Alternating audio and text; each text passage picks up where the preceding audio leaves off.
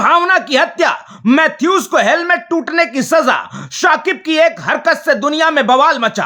बांग्लादेशी कप्तान का क्रूर फैसला, रुआंसे हो गए मैथ्यूज मगर शाकिब का दिल नहीं पिघला। क्रिकेट इतिहास का काला दिन जो पहले कभी नहीं हुआ।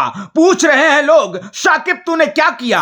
बांग्लादेश पर लगा सबसे बड़ा दाग, मैथ्यूज ने फेंका बल्ला, शाकिब ने शर्मनाक इतिहास लिखा। बांग्लादेश के कप्तान और वर्ल्ड क्रिकेट के दिग्गज ऑलराउंडर्स में से एक शाकिब अल हसन के नाम की पूरी दुनिया में चर्चा हो रही है, लेकिन खेल पर नहीं बल्कि उनकी खेल भावना को लेकर, क्योंकि शाकिब ने जो किया इंटरनेशनल क्रिकेट के इतिहास में ऐसा पहले कभी नहीं हुआ था और उनकी जगह अगर कोई और कप्तान होता तो शायद इस मैच में भी ये कारनामा नहीं होता। शाकिब ने श्रीलंका के खिलाफ वर्ल्ड कप मैच में एंजेलो मैथ्यूज को टाइम आउट करवा दिया। दरअसल 135 रनों के स्कोर पर शाकिब ने श्रीलंका के सदीरा समरविक्रमा को आउट किया। इसके बाद क्रीज पर एंजेलो मैथ्यूज आए, खड़े होकर स्टैंस लेने लगे और फिर अपना हेलमेट टाइट करने लगे। इसी चक्कर में उनका स्ट्रैप टूट गया। स्ट्रैप टूटने के बाद उन्होंने दूसरा हेलमेट मंगाया। मैथ्यूज ज्यादा टाइम ले रहे थे तो शाकिब ने टाइम आउट की अपील कर दी। मैथ्यूज हैरान रह गए। उन्होंने अंपायर को समझाने की कोशिश की। करीब 5 मिनट तक वो अंपायर से कहते रहे कि उन्होंने जानबूझकर कुछ नहीं किया, गलती से वो दूसरा हेलमेट उठा लाए थे, लेकिन नतीजा कुछ नहीं निकला क्योंकि अंपायर्स ने नियमों के सामने अपनी मजबूरी गिना दी। इसके बाद वो उम्मीद लेकर शाकिब की ओर गए, लेकिन शाकिब ने साफ कह दिया कि उन्हें जो करना था वो कर चुके हैं। शाकिब को पता था कि अपील के बाद अंपायर्स को मैथ्यूज को आउट देना ही पड़ेगा। शाकिब ने अंपायर्स की मजबूरी का फायदा उठाया और खेल भावना को किनारे रख दिया।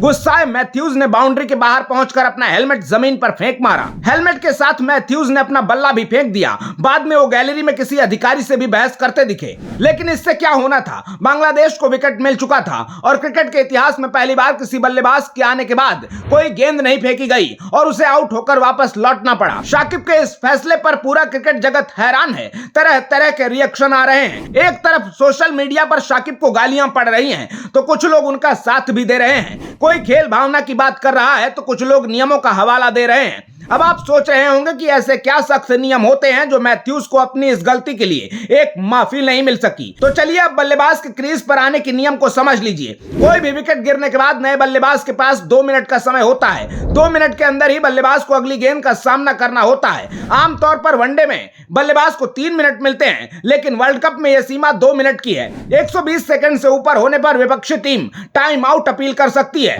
विरोधी टीम की अपील पर अंपायर नए बल्लेबाज को आउट करार देता है। श्रीलंकाई दिग्गज रसल अर्नोल्ड ने बताया कि इंटरनेशनल क्रिकेट में ऐसा पहली बार हुआ है। इससे पहले इंटरनेशनल क्रिकेट में कोई भी बल्लेबाज टाइम आउट नहीं हुआ था। क्रिकेट के इस टाइम आउट नियम पर मैथ्यूज पहला शिकार बने हैं, लेकिन ऐसे 2 रास्ते हैं जिनसे मैथ्यूज बच सकते थे।